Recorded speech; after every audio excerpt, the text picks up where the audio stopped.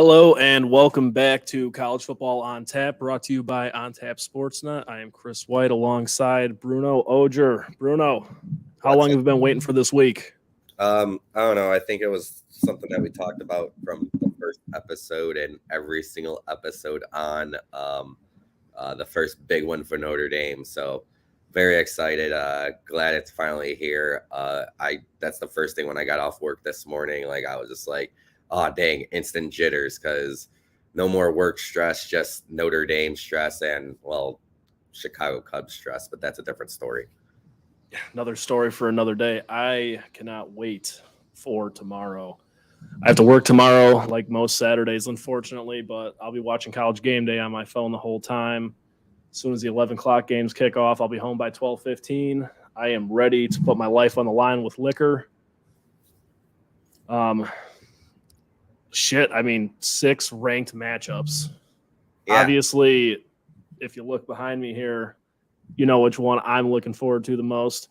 Wish I didn't have to wait till 6:30 at night, but Ohio State, Notre Dame. What are you thinking?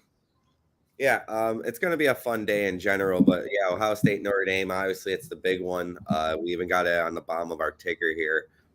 It's the biggest game of the weekend, despite all the ranked matchups. I mean, I don't think that's even just a homerism. I think this is the most talked about game. College Game Day is there. The Pat McAfee show was there today. There's some interesting stuff from that. But you were telling me earlier today that you're seeing a lot of not so much a positive side for people on the Notre Dame side. A lot of people going for Ohio State. I don't know if you could kind of elaborate on that from our little conversation earlier. Yeah, I mean, like a lot of guys who were more accredited, I would say. Like I forgot his name. One of the Bleacher Report guys. He took Notre Dame by a pinch. I think it was like 27-24. But I'm talking mainly beat writers on the internet, guys like you and me who just have no faith in them. Guys who are sick of hearing about Notre Dame all the time, and rightfully so. If you're not a fan, if I wasn't, I'd probably hate them too. But it seems like a lot of mainstream media, mainstream Twitter kind of are continuing the hate, and until they continue winning these big games like, they did with Clemson last year, nothing's going to stop them. So I haven't seen too many legit reports where big names are taking Notre Dame or Ohio State. Like Herb Street is definitely not rooting for Notre Dame. I could let you know almost 24 hours before the fact tomorrow. Yeah, I'm not sure what channel the game's on tomorrow, so that might affect if we even get a Herb Street pick on the game, because if he calls it, he doesn't normally make the pick. But right. Doesn't want to. I'm not sure if it's actually. I believe that it is actually an NBC game because it is at Notre Dame. Should be due to their TV deal. Yeah. So, but yeah, Notre Dame. So far, their offense has been electric. There's a lot of talk coming into this week that if Sam Hartman pulls off the win, he'll be deep into Heisman talk. If Audric Estime continues to do what he's been doing, he's going to jump into the Heisman talk. So right now, this is a big game in a lot of ways. We're finally getting that first time since Manti Te'o type Heisman hype around some Notre Dame players if they could go out there and win the big game. And this is not the only big game on the schedule this year, but it's the first major one that's really going to test and see if this team has a good shot at making the college football playoff. And really, it's the first chance for Ohio State to kind of prove themselves this year. I know we've talked quite a bit about Kyle McCord, their quarterback, and him not being impressive up until last week when Ohio State ended up putting 63 points on the board against Western Kentucky. But they haven't been the best team in terms of offense 2 weeks prior. We haven't seen the best quarterback play. Now we got him coming into Notre Dame. That's going to be a sold-out electric Notre Dame fan atmosphere under the lights. It's really going to be it's going to be a showing for both teams. Ohio State's always really good, always in that conversation. Notre Dame is up there, and they seem to have that big game that they always play, whether it was all the years against Clemson that we've had recently, years against Michigan, big games that we just couldn't pull off when they were really hyped up like they are right now. No, yeah, I mean, it is nice kind of having that conversation again where we're talking about Heisman's and I don't know the name of it. The running back award. Estime is definitely in the conversation for. But yeah, both of these teams have something to prove. This is their first milestone. I don't know what Ohio State's schedule looks like. They play Michigan at some point, Penn State at some point. Notre Dame has to play Duke, USC, Ohio State, Clemson. I think there was one more tough game on there, like tough game. So USC. Yeah, North Carolina. Thank you. No, USC. Oh, I said them first. Oh, did you? They play North Carolina too, don't they? Yeah, they do play North Carolina as well. But no, I mean it's definitely not due to the lack of scheduling. I mean, Swarbrick, I believe, is on his way out, but he definitely put this schedule together, and it shows. They always put together a tough schedule, but this is the first points of the year where they're both playing legit opponents. Yeah, so it's kind of the same thing as last year, except this time they actually have some games underneath their belt. Last year, Notre Dame went into Ohio State, and it was the first game of the season, and we were like, why are we doing this? And tough game for Marcus Freeman to make his regular season debut, as he did a debut in the bowl game after blowing it against Oklahoma State. Yeah, and obviously it was a really tough start to Marcus Freeman, but right now everything's looking great for Marcus Freeman. I mean, he's got the man's got to be on top of the world. Yeah, he's got a lot of hype around him. He was on the Pat McAfee show earlier. I watched some of it. It was very exciting, actually. Like, some of the stuff was really funny. There was a segment where Pat was basically saying, could you imagine, like, what was it that made Sam Hartman come to Notre Dame as a transfer? And could you imagine, like, where Alabama would be if they would have gotten Sam Hartman, was kind of what he threw in there, because as we've said before, Alabama's got all the quarterback issues. That's a terrifying thought. Yeah, and I mean, Alabama will be the next game we talk about here.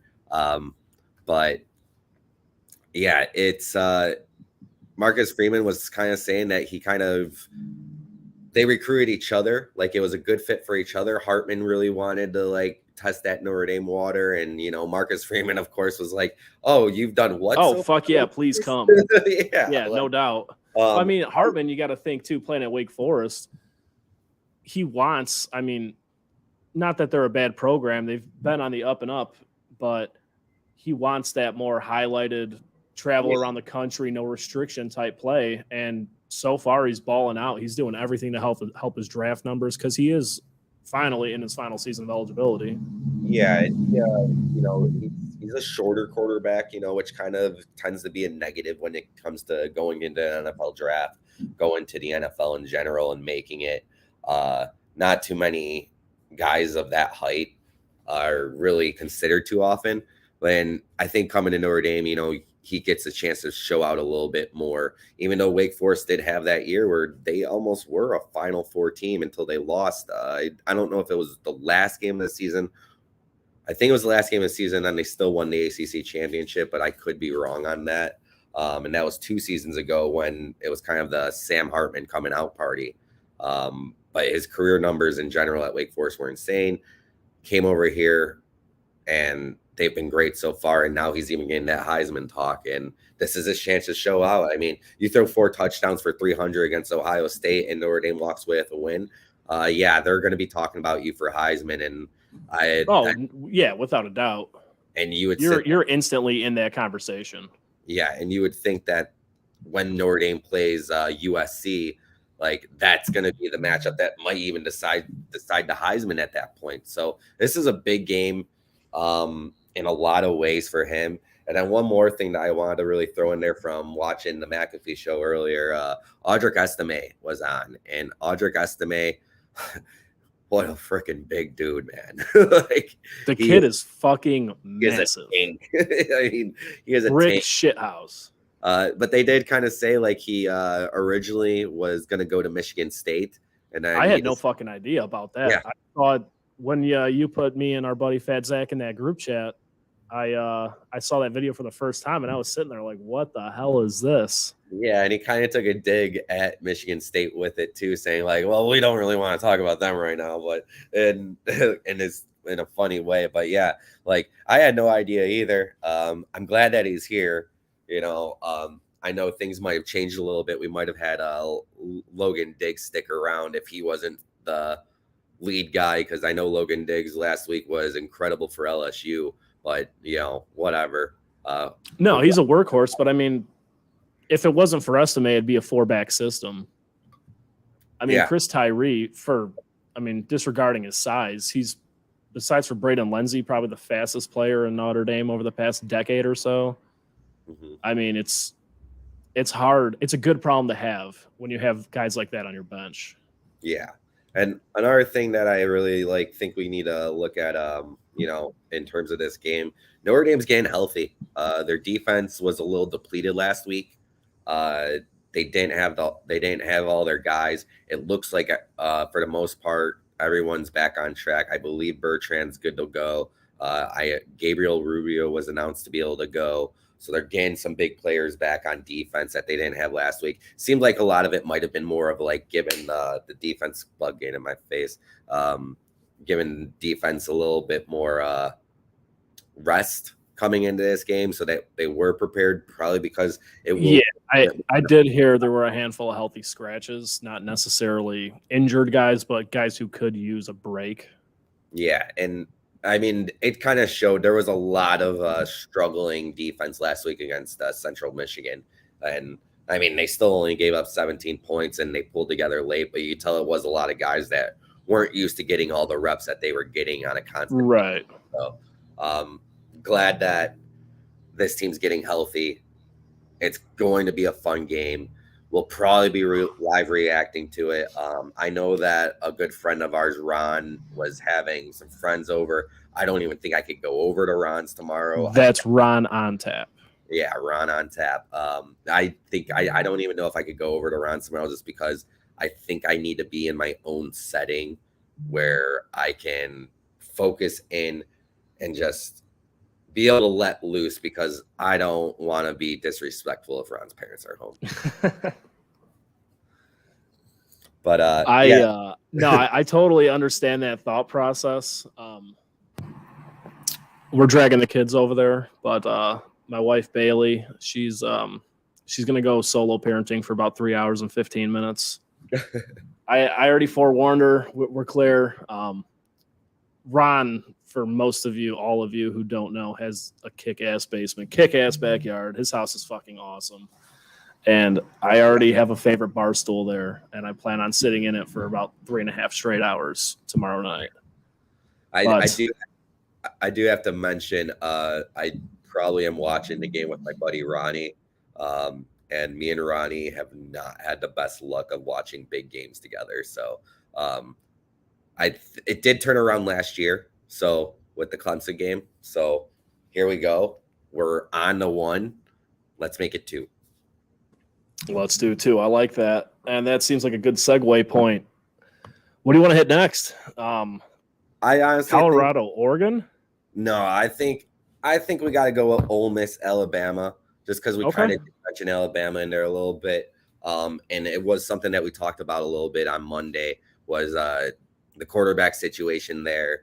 They had 2 different quarterbacks play. They didn't have Milroe play on Saturday's game, as they had Tyler Buckner and, forgive me, I can't remember the other quarterback's name at Alabama that played in the second half. It was nothing great regardless. I think the Clemson scored. I think that's how they played. I think they scored a run, so yay, let's go. But yeah, this game to me is very, very interesting. They announced right when we got off the air, or it might have been during, I'm not sure. There was a lot of breaking news while we were coming on Monday and whatnot, and that was all the news for the week pretty much. But they announced that Milroe is going to be back starting as they have their first real big test of the year in Ole Miss this weekend. And they announced Milroe's a starter because he's played the best, even though he didn't play at all. Smaller sample sizes, better percentages. with Ole Miss coming in as the underdog, I think it's like 2 spots in the ranking, 15 to 13. Yeah. Ole Miss being the underdog at Alabama, I think the spread's like a touchdown. Yeah, it was 6.5. 6 or 7. It's gone back and forth a lot, I've seen. I think Ole Miss pisses on Bama. Yeah, I might be wrong. I might look like a fool, but I don't think it's going to be close. I think they're going to come in with such a chip on their shoulder. I think they're going to pummel them into the ground, and I'm thinking Nick Saban's going to be crying to get Tua's baby brother back on that field. Tua's baby brother, player for Maryland, which I was thinking when I was looking at this game. At first I thought Ole Miss, let's take Ole Miss and the spread on this one, but I'm staying away from it. I've kind of looked at some other stuff from some of the sheets and stuff that I've looked at, and they really do favor Alabama to go out there and take care of business. I think that's just because Alabama. They have to. It's Alabama. Yeah, I mean, I think it's just Alabama's defense. They're always so physical. They're always so tough to play against. So it's going to be really hard for people to go ahead and pick against Alabama, especially at home. But like they say, home always gives you a little bit more favoritism. So maybe it's right. You get the extra 3 or something you were explaining earlier in the week. Yeah. So who really knows with that? But it's a 2:30 game, typical SEC CBS time football game. And the one thing that you got to look at, I think, so far is that the quarterback play for Ole Miss has been a lot more solid. And will that carry over to a big time game like this? Ole Miss's quarterback has the same first name as your son. Jackson Dart is his name. It's a great name. Yeah, you're a big fan. X, no X, CK? X. Fuck yeah. So JAXSON. But yeah, he's got a pretty high. He's the number 11th ranked QBR so far in college football this year. So he's done his job. We don't know if Milroe is going to be able to handle a defense that's probably this good as Ole Miss. We don't know what Alabama's going to really bring. This is really just kind of a lot of these games are really going to be who you really are weeks. And this is going to be a week to see who Alabama really is. Once again, they've lost one game. They can't afford to lose an SEC game now. It's going to be a fun battle, and it's going to probably be a very physical middle of the day game. Yeah, no, absolutely. And that goes for saying with most of these teams. I mean, this is pretty much the breakout for every team.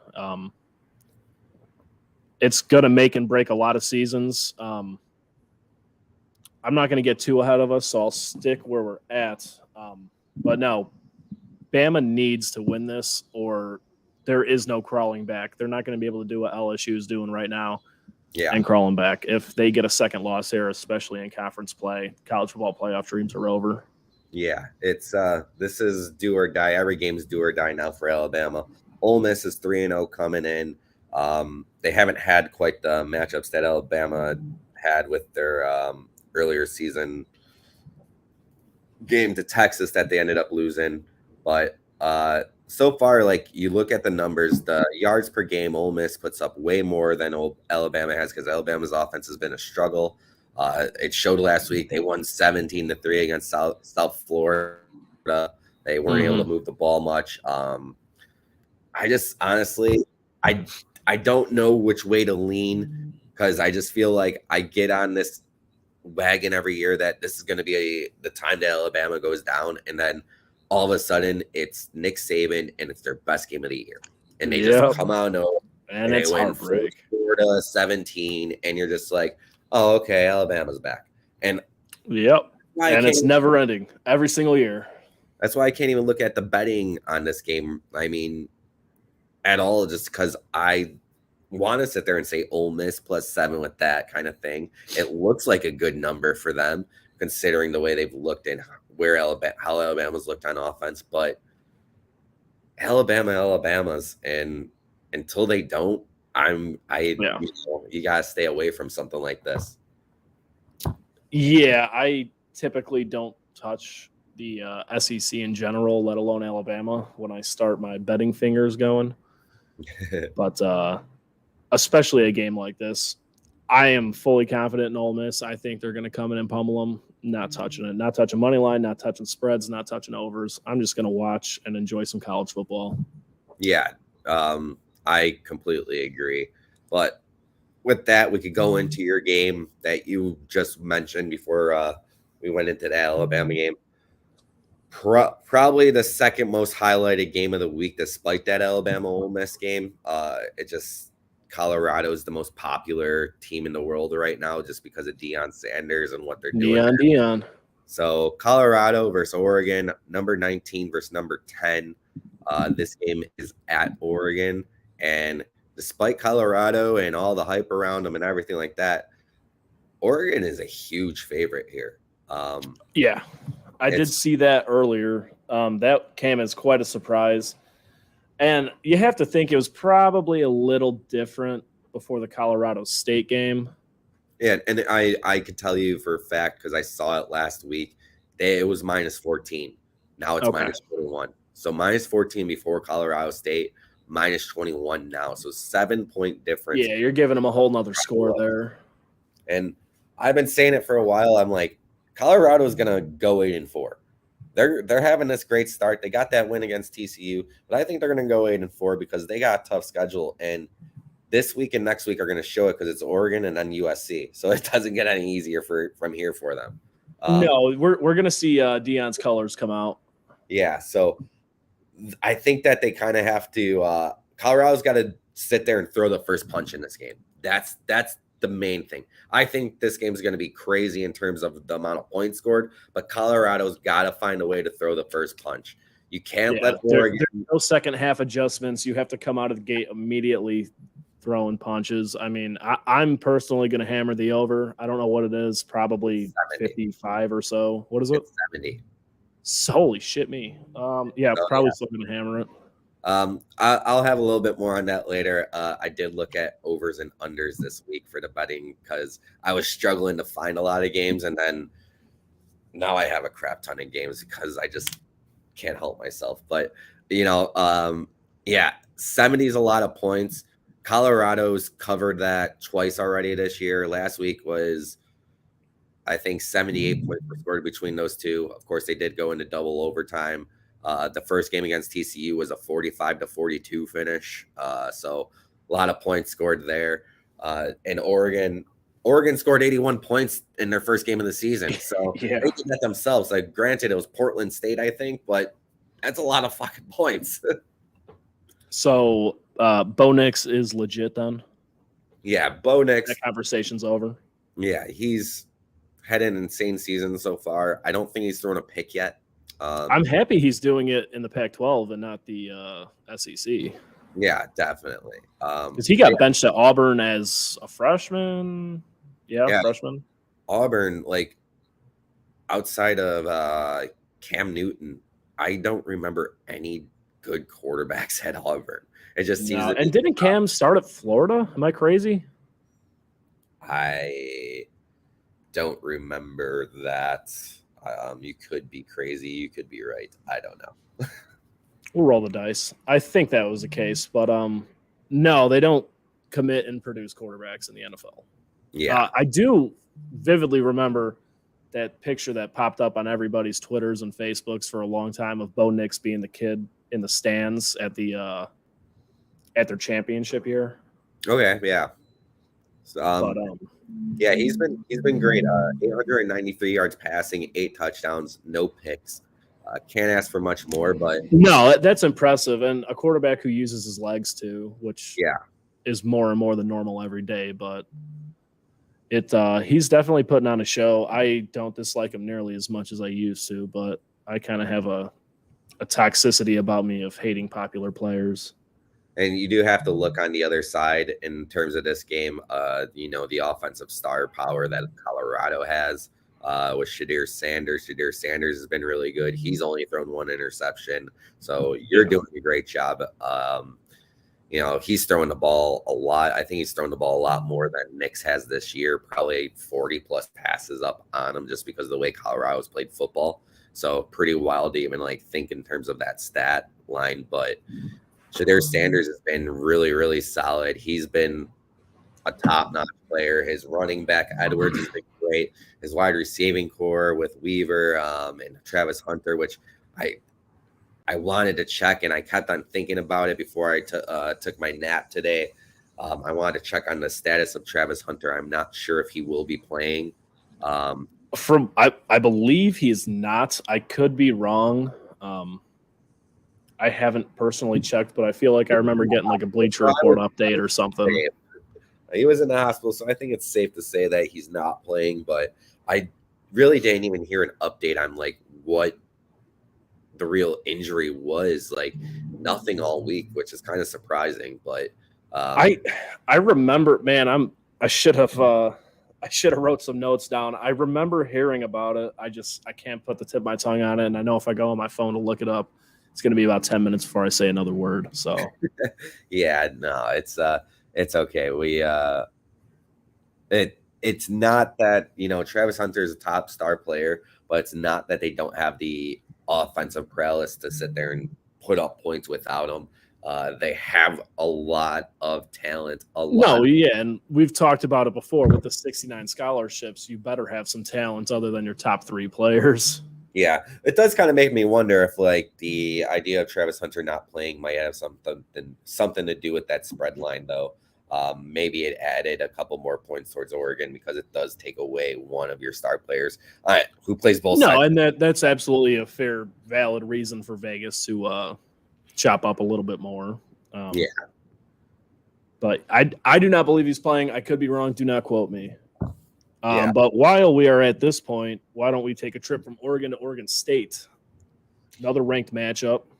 Yeah, so more Pac-12 action. Oregon State, I believe 14. Washington State, I believe, is 21. It's at Washington State. The Cougs, not normally a ranked team, not normally a team that you hear about too often in terms of being a top-notch school, but so far this year, they are off to a good start. I remember last week we were talking because I thought that Wisconsin lost the week before, and we weren't sure, and they did lose the week before. They lost to Washington State 31-22 at Washington State. So that's Washington State's big win of the year and what kind of got them ranked at this point in the season. But yeah, Washington State at home. Oregon State, though, I just think they've just had it for a lot longer. They've had it put together for a lot longer. The spread line, I think, is only 3 on it. Oregon State's favored. So, if you took that -3 rule, then they're up 6. So, but it's going to be an interesting game to see. I don't know. Is that a late night Oregon State, Washington State game ranked versus ranked? Yeah, that I don't know off the top of my head. I kind of went through and looked at our matchups for this week and the 6 o'clock start. Okay, 6 o'clock. I obviously saw all the big ones, but I did not. I was looking more of over-unders and spreads, not so much game times. I know Notre Dame is at 6:30, and that was my main focus. Yeah, and Florida State Clemson was at 11. So I know what I'm doing at the end of my workday and at the end of my night. I just got to fill in the in-betweens, but we'll get back to Florida State in a bit. Well, don't worry about the in-betweens because that's when Oregon and Colorado play and Alabama and Ole Miss play. So you're already filled in. Perfect. But yeah, Oregon State had a transfer from Clemson, DJ Ukulele, as I like to say. And I still don't know his real name. It's Ugalele, I believe. Ugalele. DJ Ugabunga. Yeah, so he's had a start to this season. He wasn't really impressive at Clemson after Trevor Lawrence left. He's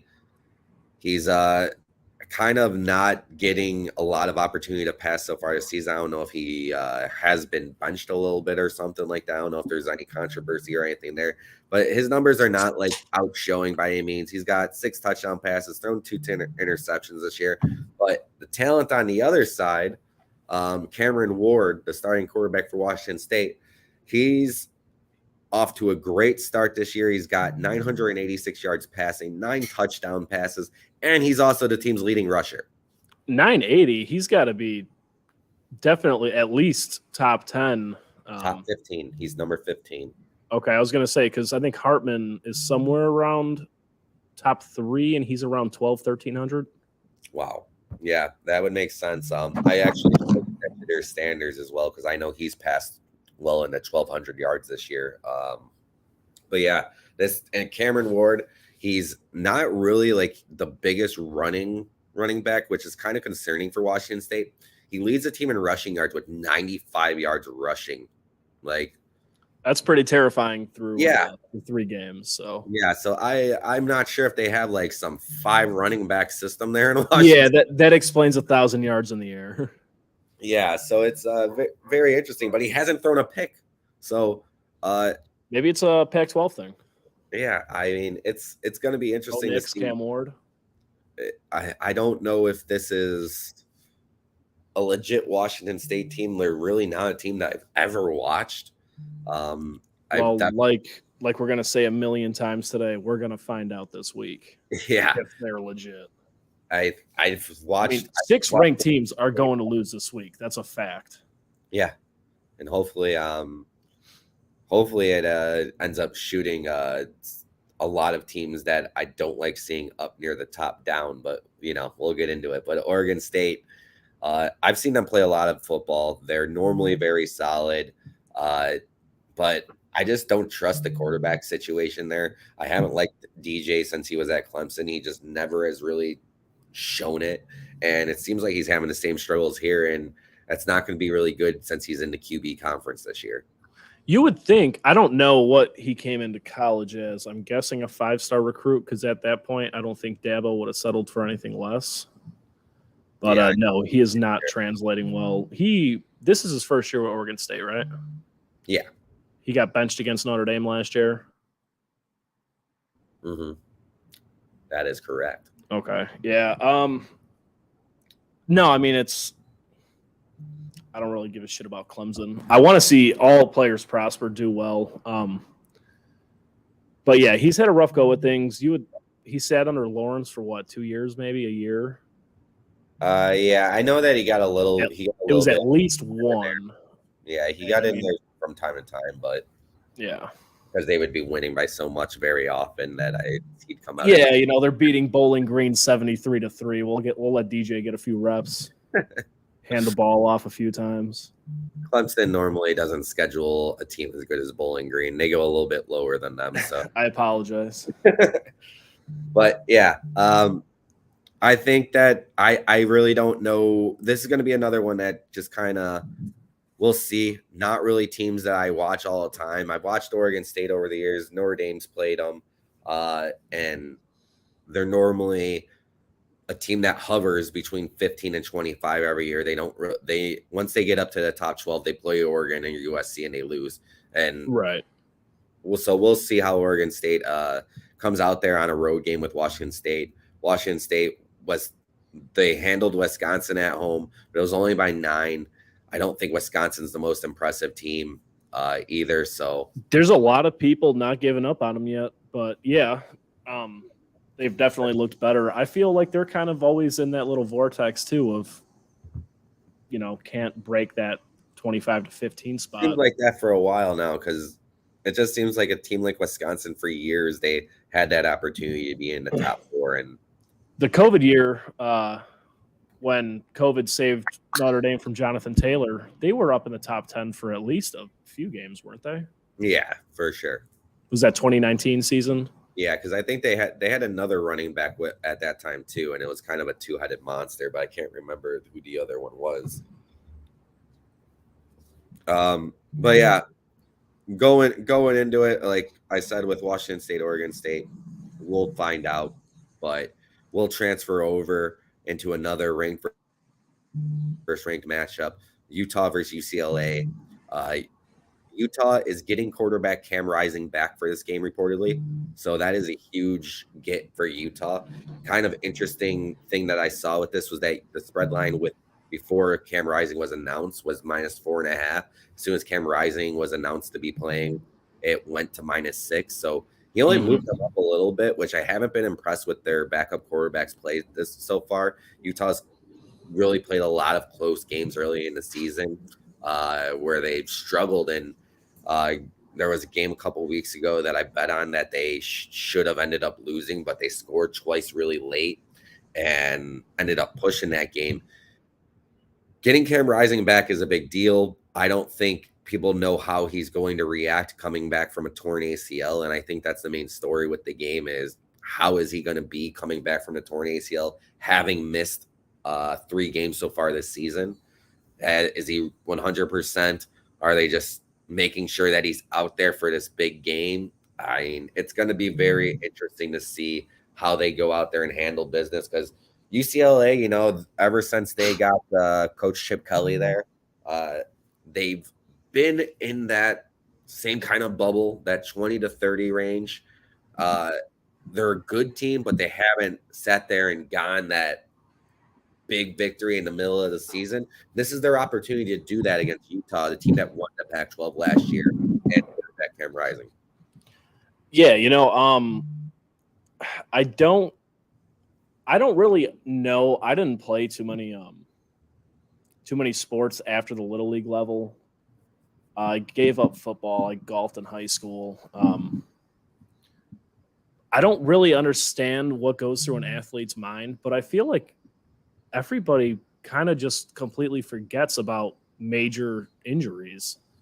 Like you see guys coming back from torn ACLs, Achilles injuries like Rodgers, hyperextensions, all these crazy injuries, and they kind of just play like they never missed a beat.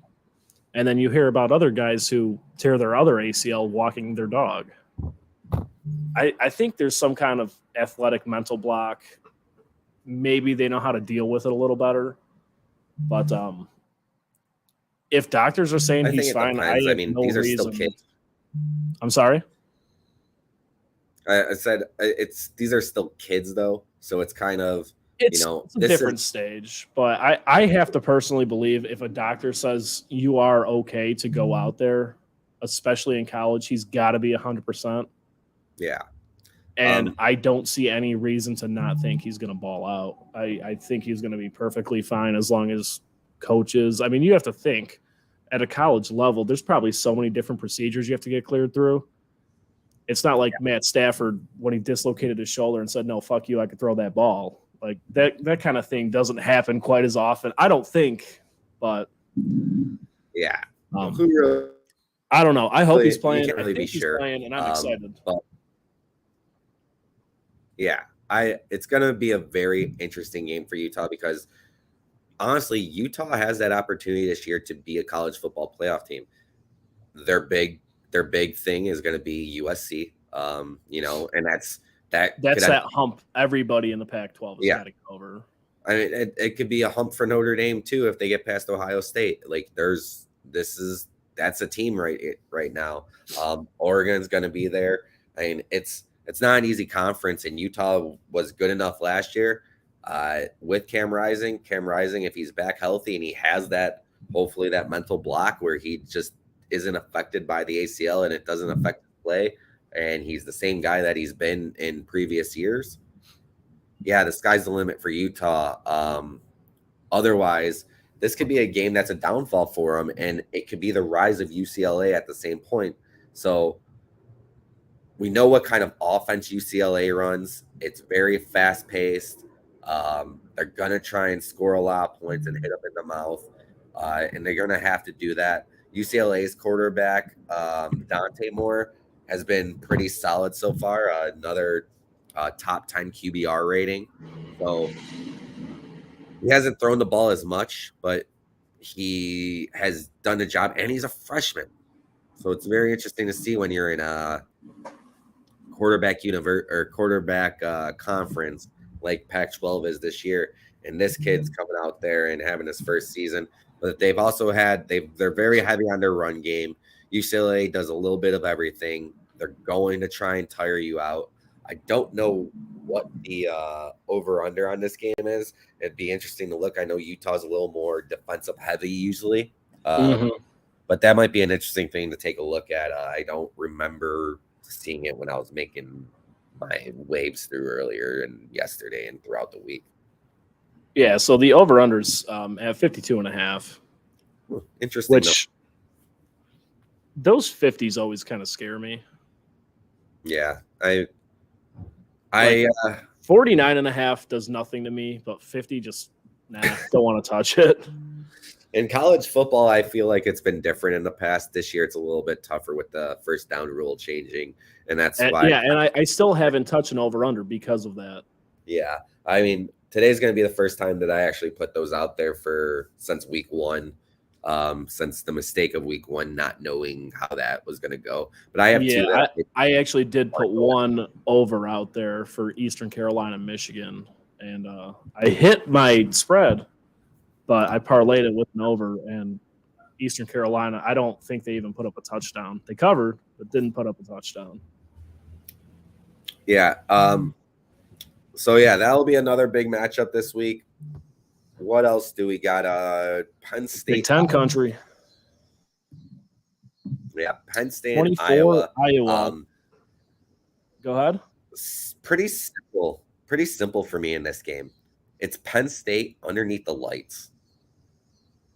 Yeah, Iowa, I don't believe in you yet. I don't care what you did last week. I don't care how many points you put up, coach.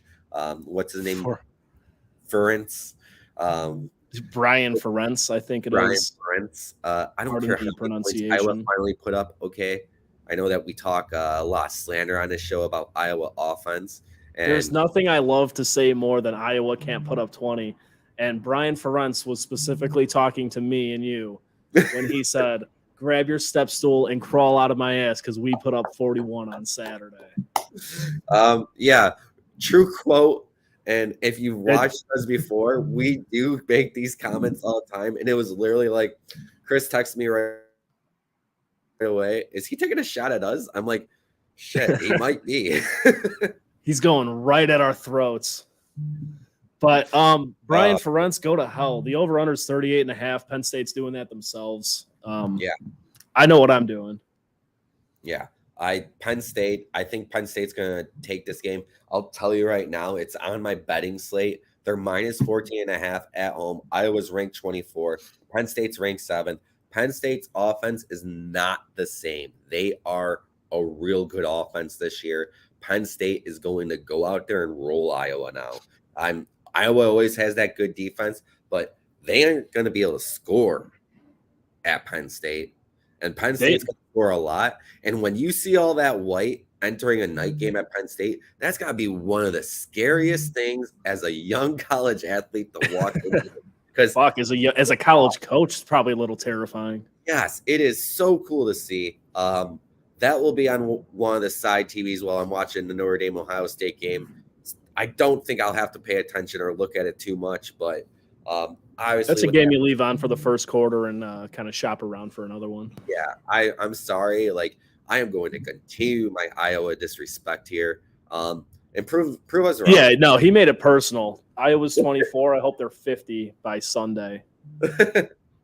Yeah, so we'll see. But yeah, not going to give Iowa love here. If Iowa comes out there and they ball out and they show and they beat Penn State, I will stop all Iowa slander. But no, I don't think that's happening. I think I said it a couple weeks ago. I think Penn State's better than Ohio State. I think Penn State. Oh, and I agree with you too. They're the number 2 team in the Big Ten in my eyes. I think Penn State and Michigan are the 2 teams to watch this year. I think that's going to be a goddamn battle. Yeah, but we'll see. It's always fun to watch Ohio State versus Michigan to end the regular season. It's always a fun 11 a.m. game with all the rivalries that happened in that last week. But that's just how I feel on it. That's how you feel on it. There's not much else to say. I just think Penn State dominates at home. I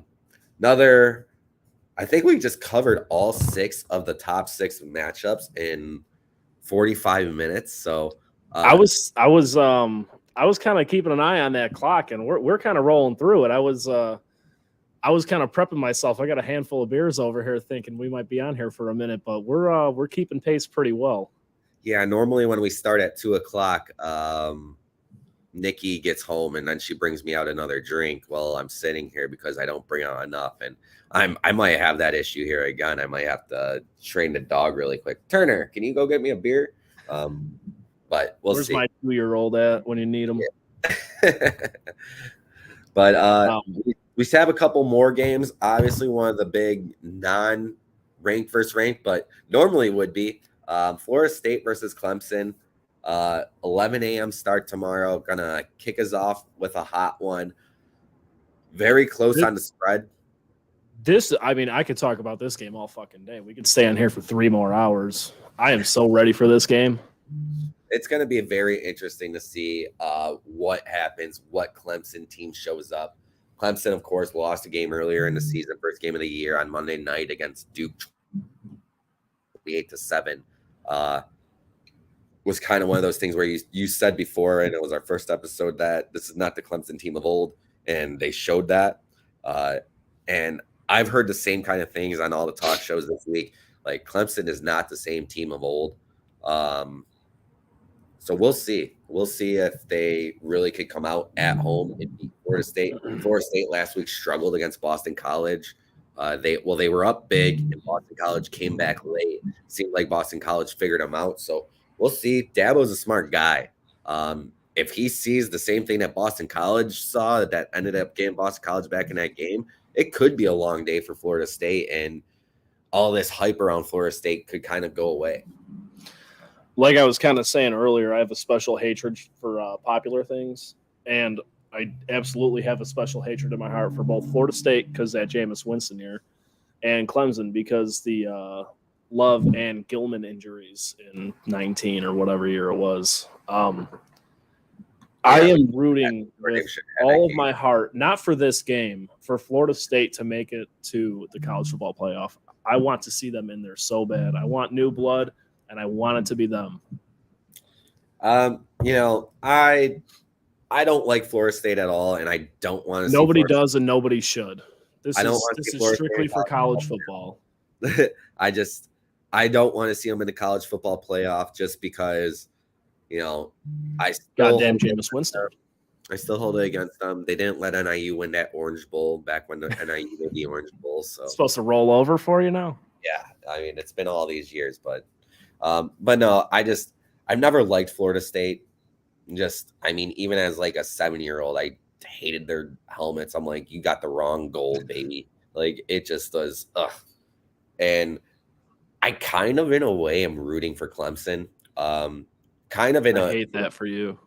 Well, it's also kind of a homerism thing. Notre Dame has to play Clemson. We don't have to play Florida State. Notre Dame. Yeah, Clemson beats Florida State. Notre Dame kicks the shit out of Clemson, makes us look very good.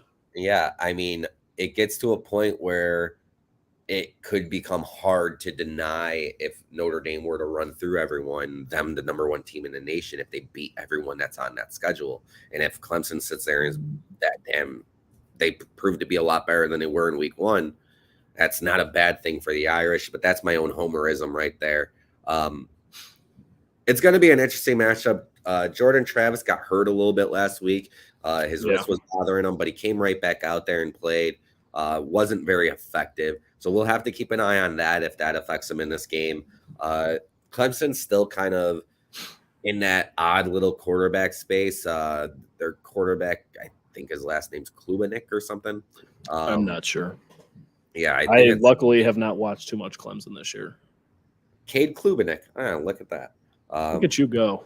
But so far, he hasn't been impressive. I knew that his numbers weren't great. He's the 95th ranked QBR right now in college football, which is pretty ugly. Not great, Bob. Yeah, I mean, I think there's 144 teams in terms of where you could be in this. So 95 out of 144, besides the quarterbacks that have gotten a little extra time. Not good to see.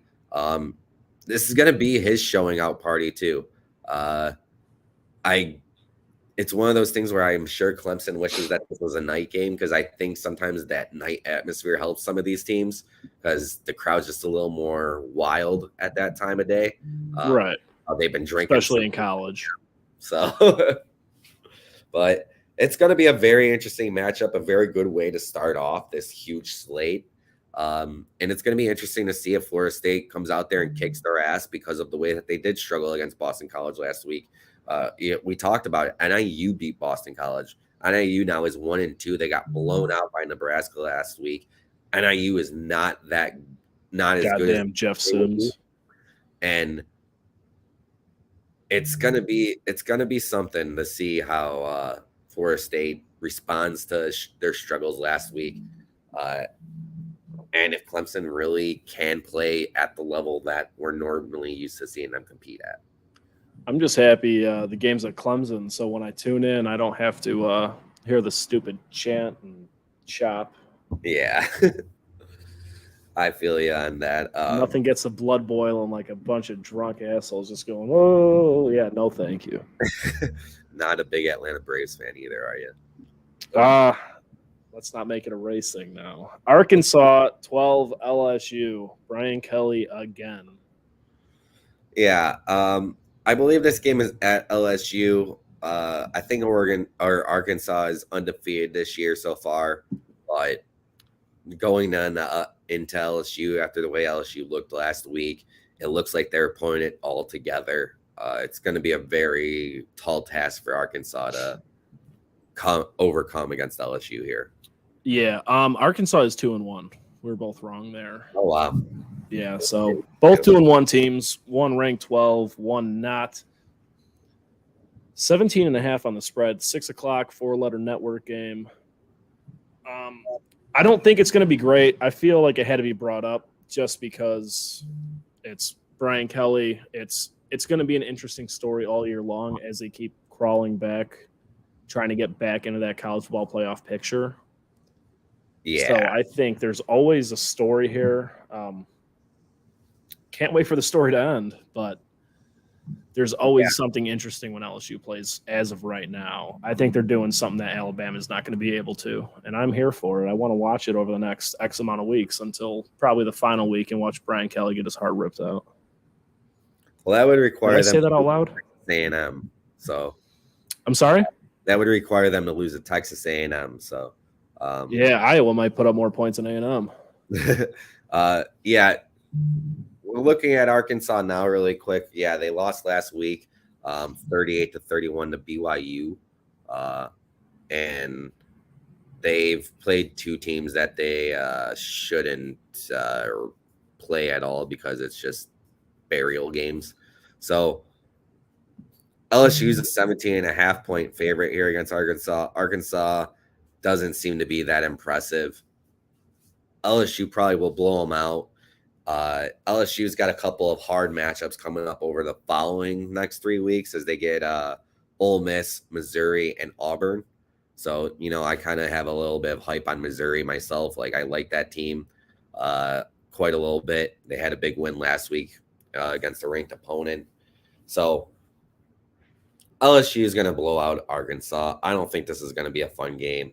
I know I have a cousin out there who's a big Hogs fan, and I'm sorry, like the Hogs just aren't going to. They ain't them. Another game I don't think is going to be fun whatsoever, but Texas matchup, Texas at Baylor. Yeah, again, not too much going on there, but not the same Baylor team of old. We miss our Sean Oakmans and RG3s, but it always is emotional when those Texas teams go at it. Like we've talked about a handful of times, it's different it's different in Texas. Yeah, normally they try to keep it close. I necessarily don't think Baylor's going to be able to keep it close, even though they are at home. I know that. Well, last year when we went on my bachelor party down in Austin, I don't know if it was UTEP or UTSA, but it was, I want to say, a one-score game in the third quarter. We were going to go to it. A lot of flakes, but it's that intramural, interstate kind of clashing, and it's a game I'll turn the TV on for a few minutes, check out the score. If it's good, I'll keep it on. Depends how many TVs I got rolling. Yeah, I think Texas is going to go out there and roll them.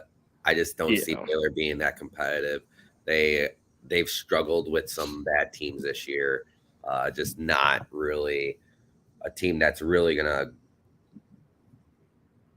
anything could happen. I mean, they are at home, but so far from what I've seen from Baylor, I am not impressed. I don't think that they could even compete with a team like Texas. I know that Baylor's 1-2. I forget exactly. Yeah, they lost to Texas State 42-31, and they lost to Utah. And that was that we bet on, that I bet on, where they ended up getting the push. Right. They got that last minute, very unlucky or very lucky stop and score. Yeah. So I think that, it's a night game at Baylor. That crowd will be hot, probably stay close for a little bit, but come late second quarter, early third quarter, when Texas makes their adjustments, it's going to get out of hand. I see the spread lines like 14.5. I'm planning on taking Texas. I'll just throw that out there. Like Texas, I think is giving up 14.5. Yeah, because I just don't see Baylor competing. Like they lost by 11 to Texas State. How about facing actual Texas? Like, but and then I believe there was one more that we wanted to cover. Another similar to the past two, UNC Pitt. Okay, yeah, Pitt last week, bad showing against West Virginia in that huge rivalry game. I believe they lost 17-6. Didn't even put up a touchdown. Pitt's normally a team that's 9-3, 10-2. They've always been very competitive, especially over the last 5 or so seasons. And I don't think they're that team anymore. You can't lose to West Virginia, even if at West Virginia, like if you're going to make any type of noise. And North Carolina is just too good. Drake May and the team finally had their breaking out party last week, where they looked like a team that we've kind of hyped up since the first episode of the show. I feel like Minnesota, baby. PJ Fleck not controlling it. Yeah. Yeah, but old Notre Dame recruit, Boston College quarterback mainly, is the quarterback at Pitt, and he hasn't been able to produce so far for him. I don't think anything's going to change in terms of that right now. Drake May is going to get that win, but Drake May, there's tougher days coming. You got some tough teams coming up soon. But yeah, no, and I think UNC is. I kind of feel this way about UNC every year. I feel like they're one of the more phony good teams. Like, they're good. I don't think they're great. I think 17 is a proper ranking. I don't see them moving much further down the line. I don't see them cracking top 10. I don't see them beating Notre Dame. Yeah. They have more ACC games to play. They're fine. Drake May is a baller. He's great. He'll probably go top 10-ish depending who needs what in the draft. But, yeah, this game does nothing for me, but it has to be brought up for the same principle that Texas, Baylor, and Arkansas LSU have to. Yeah. Good TV. It's good betting game, but I got UNC in a wide spread here. Yeah, I got North Carolina -7.5 on my card as well. So kind of like one of those things where I thought I didn't have much for the betting world, but I ended up finding quite a bit. So yeah, I've been scratching my head not all week, maybe like 3 days now, looking for a underdog spread to go after, and I really didn't love anything. Yeah, I picked. I'll get to that in a bit, but I really didn't love anything. Okay, well, we're pretty much done with like our preview of all these games. Did want to tell a little story Chris found this week. Not an emotional one like the one last week. No, not the BC guy with the red bandana, man with the red bandana story. This I just thought was pretty cool. I actually saw it on Twitter. I didn't get like a Bleacher Report update or nothing. A bunch of Louisville players, I don't know if they were driving or walking or whatever they were doing, they saw an accident or something, and a car flipped over, and these football players just went and lifted the car and put it back right side up. And I just thought that was, one of those, like, ABC 7 at like 9 p.m. Like they always end the news with a nice feel good story. I just thought that was kind of cool. Yeah, always good to see college students, especially football players, being good Samaritans and helping someone out. I hope no one was hurt in the accident. No, I don't want to see like Louisville has 3 players on being scratched over back injuries or nothing like that. But pretty incredible stuff. It's cool to see that kind of thing out of young people. Yeah, for sure.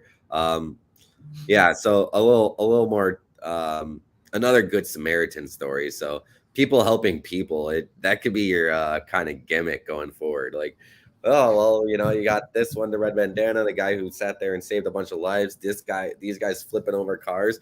I'm not a reporter or a newsbreaker, so I'm going to need these things to keep coming my way if I'm going to keep talking about them. So send me all of your ideas. Yeah, I mean, if you find anything, make sure you send some stuff to our Twitter account so that Chris has something to talk about and break in this little segment here. I'm liking it. It makes me feel better. Sleep easier at night. All right, get to your gambling, you bad person. Oh, yeah, gambling. Well, let's go with Friday night. Let's have one pick on Friday night. There's 3 games tonight that I like. Oh, yeah, there's a home run. Let's go, Cubbies. Don't break my heart. But, yeah, we got Purdue and Wisconsin tonight. Purdue at home underneath the lights. It's been a very intimidating place to come into at nighttime, I feel like. And they're getting 6 points. So I'm going to take Purdue plus 6 against Wisconsin tonight. I remember a few years back, Purdue getting a big win against Ohio State at Purdue at night. And I just feel like for some reason this game has that kind of feeling to it. The crowd's going to be hot. They're going to be having a lot of fun. The kids are already probably drinking. It's 3:30 their time. But 7:30 start their time, 6:30 our time. I think Purdue plus 6 is a pretty solid pick. It could go the opposite way. I picked against Wisconsin last week, and they could become the new Iowa State for me. So, so you're saying don't put money on Wisconsin. I'm gonna go with Purdue here. I think that it's something to give everyone to watch tonight. It should be a decent game either way. Should go back and forth, but I see Wisconsin probably winning it, but I think Purdue keeps it close. It'll come down to a late drive, and if Wisconsin could find a way to score late. But yeah, that's what I got for Friday. In terms of tomorrow, let's go with the FSU Clemson game. An over of 55.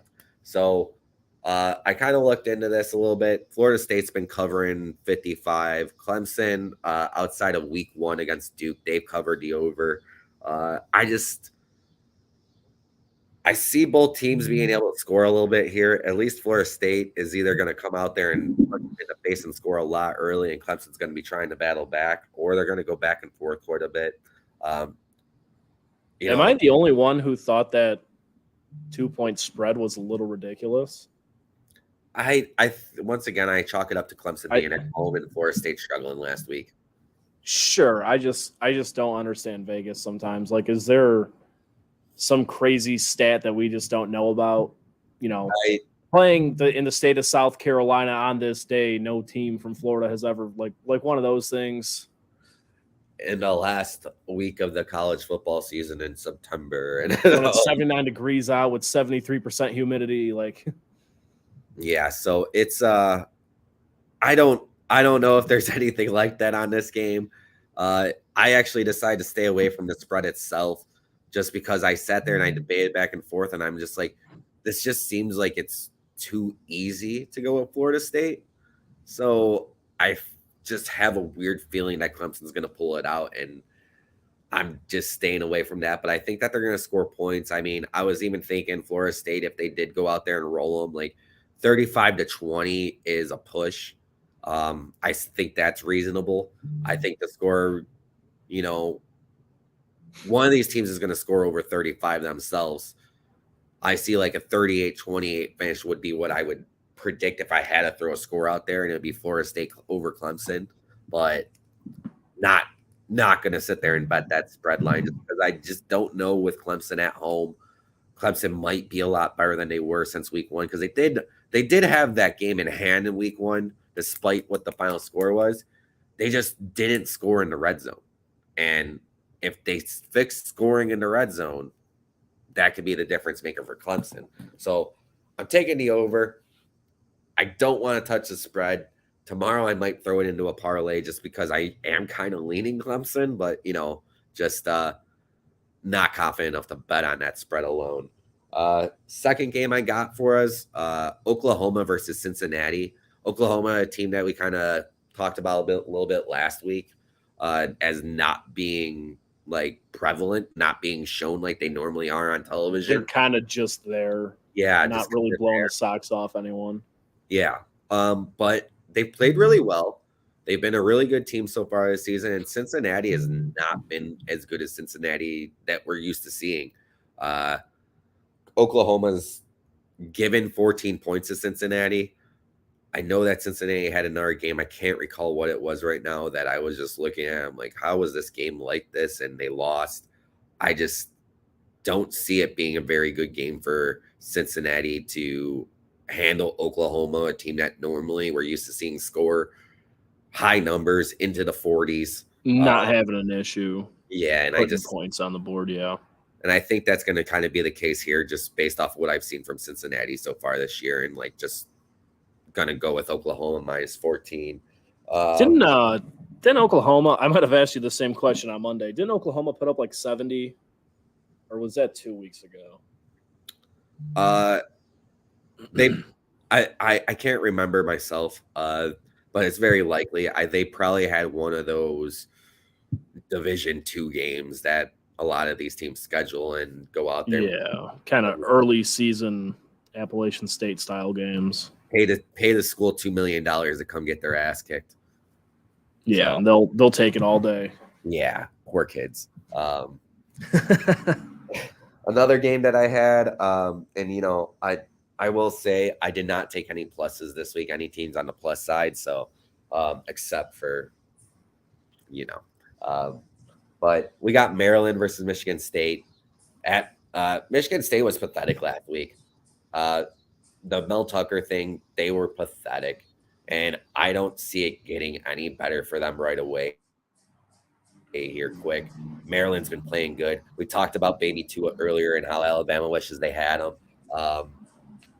So I think Tua, baby Tagovailoa, baby Tua.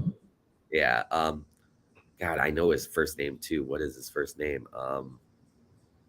Mr. Tagovailoa. No. I have no idea. This is gonna bother me. But yeah, he's been solid. He's been at Maryland now. I think this is his third season there. So he's well adapted. Maryland's off to a 3-0 start this season. Yeah, I think that Maryland's going to go out there and cover a minus 7.5 spread. Tallulah Tagovailoa? That's it. Perfect. But yeah, I think they cover this spread, and they cover it with ease. I just don't trust Michigan State to be that damn good anymore. Apologies to our boy Fat Zach. Yeah, I'm sorry, but after last week's showing, I'm gonna ride teams beating the crap out of Michigan State until they prove me wrong or until the spread just gets way too out of hand. So taking Maryland. Another one that I'm taking, Sam Hartman's old school, Wake Forest, off to another good start this year. They're 3-0. They're at home against Georgia Tech, and they're only giving away 4 points. So I thought this was a very low number. Wake Forest still scores in bunches, and Georgia Tech hasn't been that great in quite a while. I believe they're 1-2.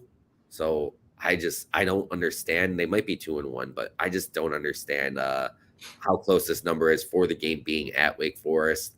So I took Wake Forest minus 4. Think that's a pretty easy bet. Should be, but I thought a lot of things were easy last week, and if it was easy, everybody do it. Yeah, exactly. So took that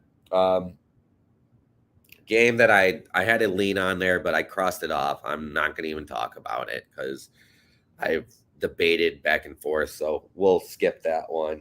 Already talked about it. Texas versus Baylor. Texas minus 14.5. Texas easy cover. So I think it's close for a little bit. Baylor plays them tough for a little bit, plays some defense, but overall Texas is just too much. Texas wins by 20, 28, something like that. I might take Baylor with the points just to spite all your shit talking of my Texas versus Texas logic. Wow. Okay. Anyway, also talked about it. Penn State minus 14.5 versus Iowa. I think Penn State blows them out. North Carolina at Pitt. North Carolina minus 7.5. Pitt not very good last week against West Virginia. North Carolina a much better team than West Virginia, I think. I think North Carolina covers minus 7.5 easily, despite the game being at Pitt. Oregon and Colorado. The over on this game is 70. That's a really high number.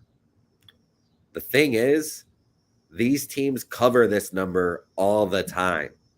So I'm taking high scoring offenses. I was on board when my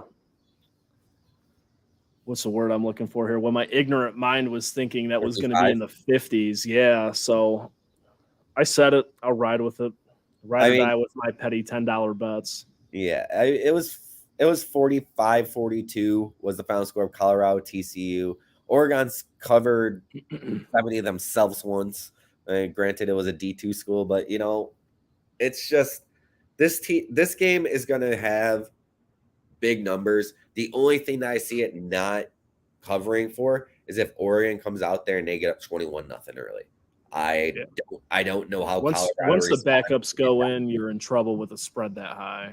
Or I'm sorry, with the over-under that high. Yeah, I don't know if Colorado comes back and puts up a fight if Oregon gets up early and Colorado doesn't put some stuff. Yeah, no, the game is strictly depending on Oregon Colorado not falling apart. Yeah, and I think that Colorado, like I said, they got to punch them in the mouth. And I think Deion Sanders is going to have this team ready with some plays that Oregon's not going to be expecting to come out early because he knows that. He knows that his team has to punch them in the mouth.